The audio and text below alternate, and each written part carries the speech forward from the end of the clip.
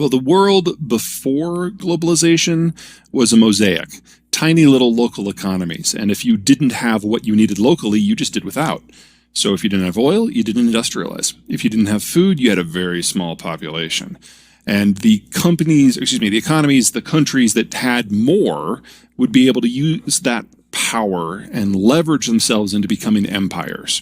Those empires clashed, that brought us World War II, whole system collapsed. But with globalization in the late 40s and 1950s, the Americans created a strategic rubric where the little guy could actually get by. And the little guy could access the inputs and the outputs of other economic systems. And so instead of thousands of tiny little systems, we eventually migrated into a single huge one, where anyone could import or export anything to anyone at any time. That gave us global agriculture. That gave us global energy and finance. That gave us global manufacturing supply chains and ultimately created the world that we know. But now we're deglobalizing for a mix of reasons, and we're going back in the direction of thousands of little disconnected systems, which means that the strength of the whole is now failing. And we're seeing that with the Ukraine war, and we're seeing that with the Chinese disintegration, and we're seeing that with some of the problems that the Western world is having as they try to unplug from Russia. This is where we're all headed. Oh, the end of globalization is going to be a disaster for most of the world. Most of the world cannot feed and fuel itself without either direct imports or the inputs that's necessary to allow them to feed and fuel themselves from another continent. You break that down, you're talking about food shortages that are global in scale that affect billions of people. You're talking about an end to manufacturers trade in the way that we know it, which basically strangles tech in the cradle. And you're talking about a collapse of the ability of energy from one region to reach another region, which Europe is discovering right now means the lights go out. These are not positive things. It doesn't mean that there won't be winners. As in any system, there will be winners and losers. But we've had a lot of winning in the last 75 years that's about to go away. There are two big pieces. First, globalization did not happen on accident. When the post-World War II system was being born, the Americans proposed that we would use our Navy, the only one to survive the war, to patrol the global ocean so that anyone could engage in any trade with anyone at any time. This is normally the sort of benefit that you would have only had if you were on the winning side of the war and you were an imperial power already. So we basically made the world open for everyone. And that allowed everyone to take manufacturing and services jobs and diversify and specialize and access anything from a world over. And once that became an option, people started taking those jobs. But all of those jobs are in the cities. And that changed who we are. Because in the pre-industrial, pre-globalized world, most of us were farmers, and small plot farmers at that. But once we could move into the cities and take those more value-added jobs, it changed how the way we thought of families. On the farm, kids are free labor. You have a bunch. In the city, kids are really expensive habits. You have very few. You fast forward 75 years, and it's not that we're running out of children. That happened 40 years ago in most of the world. We're now running out of adults. And so we're in a ever accelerating population crash. So even if the Americans were willing to continue a 20th century strategic policy in a world where there's no longer a Cold War, we no longer have the population structure for consumption that allows globalization to work either. So whether it's the front end or the back end, this period in history is now over, and it's just a question of how we segue into whatever's next.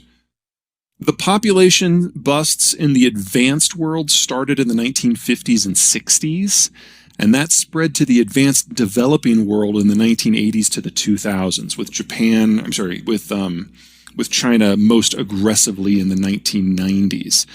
So it's just that it takes a long time for you to realize that a birth rate bust is leading to a population bust. That takes 30 to 50 years. Well, it's now been that in spades.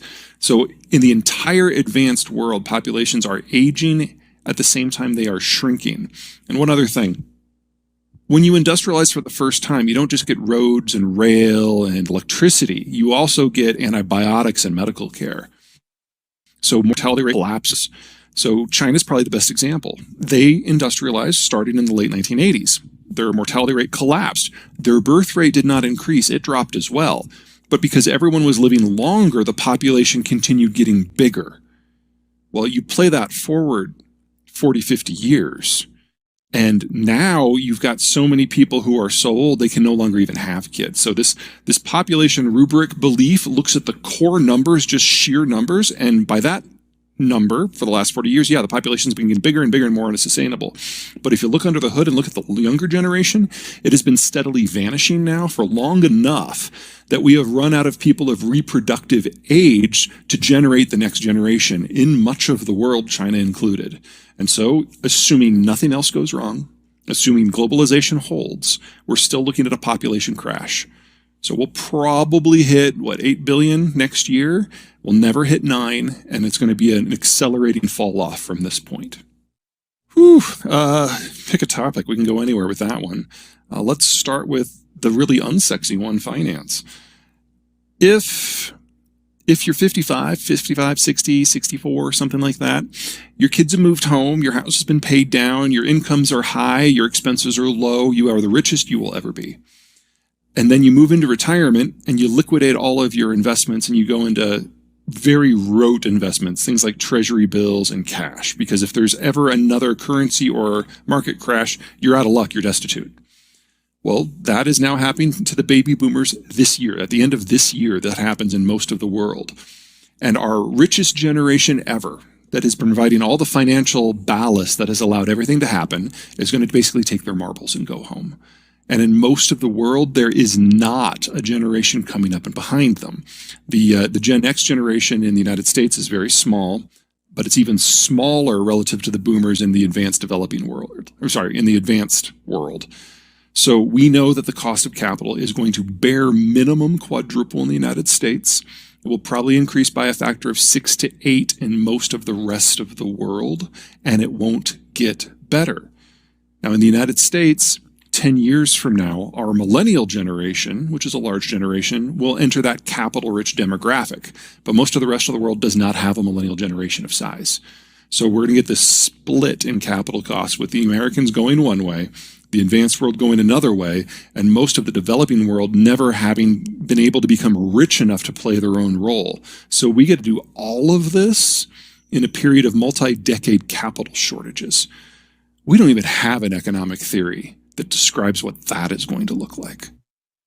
Well, the United States is the first world country in the best position demographically, and in terms of structurally economically, it never invested its economy into globalization because it was a bribe. We basically created this environment so that people would be on our side versus the Soviets. So if we had invested our economy in it, we would have just been another empire, and there probably wouldn't have been all that many takers. So that means the United States can step away from this system and not suffer too much pain. France had a very similar view of globalization because they saw it as an American strategic play. They're like, oh, that's what we would have done. So, of course, they didn't invest their economy into either the globalized world or even into the European Union. They think of the EU as a strategic project, not an economic one. And so they invested into the European system about the same way that the Brits did. Small, late, have some regrets, never went in whole hog. But then there are countries that can attach themselves to one of those systems or maybe start up a little echo of their own. Turkey looks pretty good. Japan clearly has the military force to go out and secure the things that it needs, and it has offloaded a lot of manufacturing base into countries with better demographic structures. Argentina, despite its creative policy making, has all the inputs that it needs to be successful should it so choose. And then other countries have already managed to kind of get into the American inner circle, whether that's Mexico or Canada or Colombia or Chile. They already have the legal structure and the trade deals in place. Australia looks good because even though they're going to suffer a horrific recession as they adapt to some of the excesses of the last 30 years, they've got a stable population, they've got resources, they've got the raw materials, they've got an agricultural system that's hugely export-oriented, and they're America's best friends. So you can see countries latching on to some of the more successful systems and others trying to go their own way with various degrees of success.